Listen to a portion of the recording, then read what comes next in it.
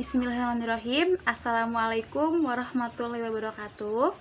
Perkenalkan, nama saya Fani Juning Tias. Saya dari Fakultas Tarbiyah dan Ilmu Keguruan, Program Studi Pendidikan Agama Islam, dari kelas B semester 3 dari kampus Institut Agama Islam Negeri Kendari.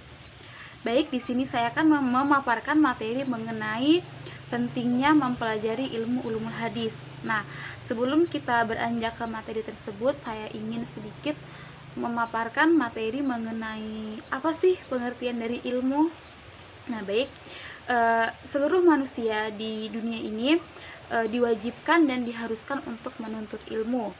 Nah, selain berguna untuk dirinya sendiri, keluarga, lingkungan, orang yang berilmu juga dapat dihormati dan dihargai oleh orang lain dan juga dapat disegani. Kemudian orang yang memiliki ilmu juga memiliki pengetahuan dan wawasan yang sangat luas. Nah, jadi menuntut ilmu itu semua ilmu, maksudnya di sini ilmu agama dan juga ilmu pengetahuan. Nah, sebagaimana firman Allah dalam Quran surah Al-Alaq ayat 1-5 yang bunyinya Bismillahirrahmanirrahim. Iqra bismi rabbikal ladzi khalaqal insana min 'alaq.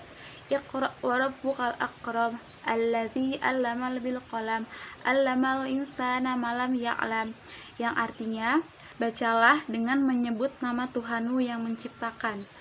Dia menciptakanmu dari segumpal darah. Bacalah, dan Tuhanmulah yang maha mulia, yang mengajar dengan pena. Dia mengetahui apa yang tidak kamu ketahui.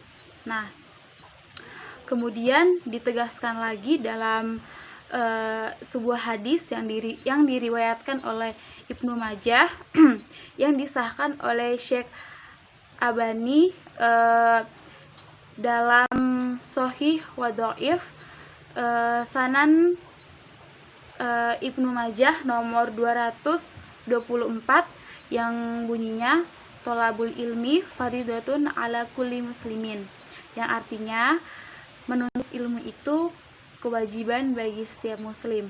Nah, apa sih hubungan antara ayat dari Quran surah Al-Alaq ayat 1-5 dengan hadis yang saya baca tadi? Nah, dalam Quran surah Al-Alaq itu diterangkan bahwa Allah Subhanahu wa taala itu dia memiliki ilmu pengetahuan yang lebih dari yang tidak ada bandingannya, dan beliau adalah yang lebih memiliki ilmu yang tinggi dibandingkan dengan manusia seperti kita. Nah, kemudian dalam ayat itu pula diseru untuk bacalah, Iqra.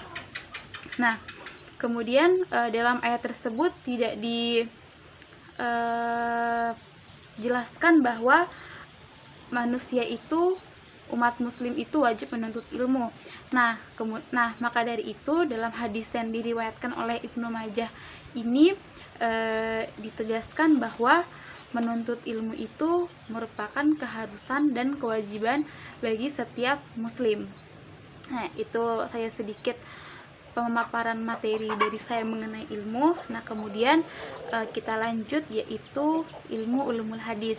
Nah, ilmu ulumul hadis itu ialah ilmu-ilmu yang mempelajari mengenai sanad, matan, dan sanad, matan apakah dibolehkan atau ditolak.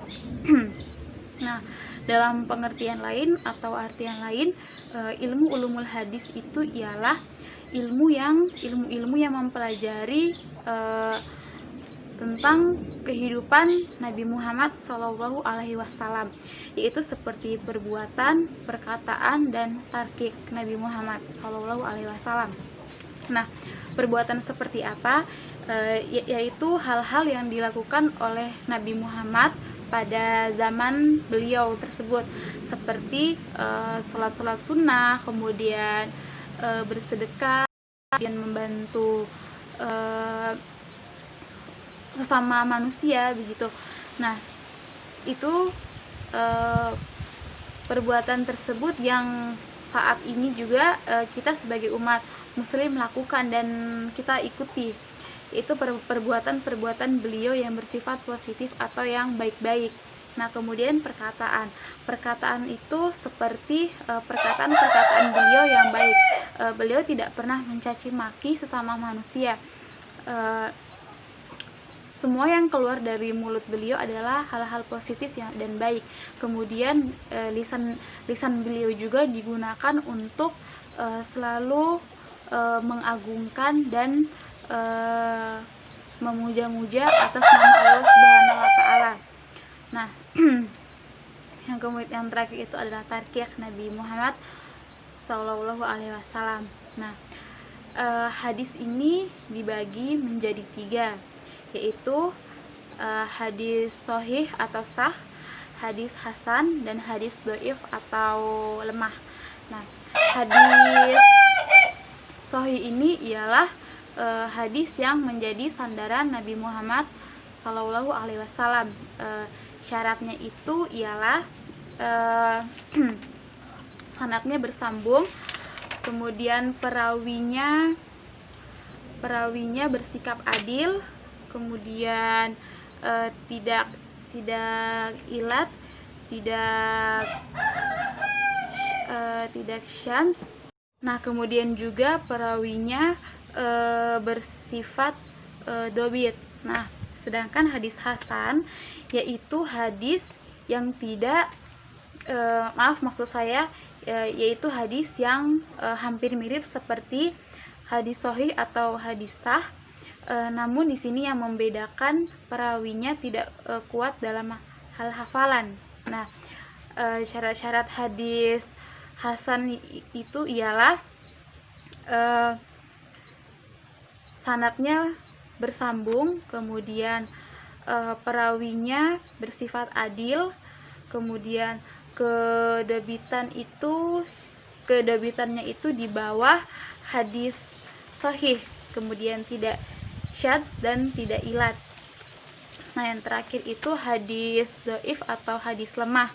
Nah, hadis dhaif atau hadis lemah itu ialah hadis yang tidak memiliki syarat pada hadis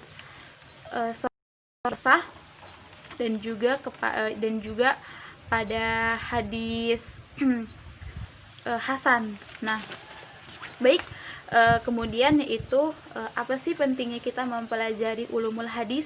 Nah, jadi teman-teman, manfaat kita mempelajari ulumul hadis itu ialah kita dapat mengetahui dan juga kita dapat membedakan mana hadis yang sahih atau sah, mana hadis yang hasan, dan juga mana hadis yang dhaif.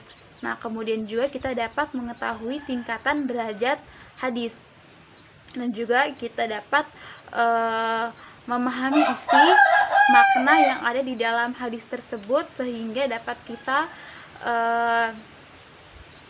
lakukan atau kita tuangkan dalam kehidupan kita sehari-hari melalui sifat, sikap, dan ilmunya. Nah, kemudian hadis itu merupakan sumber hukum kedua dalam Islam setelah Al-Quran. Mengapa tersebut? Nah, dikarenakan jika ada suatu perkara yang tidak dapat Al-Quran jelaskan, maka hadis bisa menjadi sandaran Al-Quran tersebut. Nah, jadi fungsi utama hadis di sini ialah menjelaskan sesuatu perkara yang tidak dapat Al-Quran jelaskan, sebagaimana dalam Allah berfirman dalam Quran surah An-Nahl ayat 64, yang bacaannya yaitu Bismillahirrahmanirrahim, wa ma anzalna alaikal kitaba illa litubayyina lahumul ladzi talafu fih wa hudaw wa rahmatan liqaumi yu'minun, yang artinya, dan kami tidak menurunkan kitab Al-Quran ini kepadamu Muhammad, melainkan agar engkau dapat menjelaskan kepada mereka apa yang mereka perselisihkan itu, serta menjadi petunjuk dan rahmat bagi orang yang beriman. Nah, Mungkin itu saja pemaparan materi yang bisa saya jelaskan mengenai pentingnya mempelajari ulumul hadis. Kurang lebihnya mohon dimaafkan. Wassalamualaikum warahmatullahi wabarakatuh.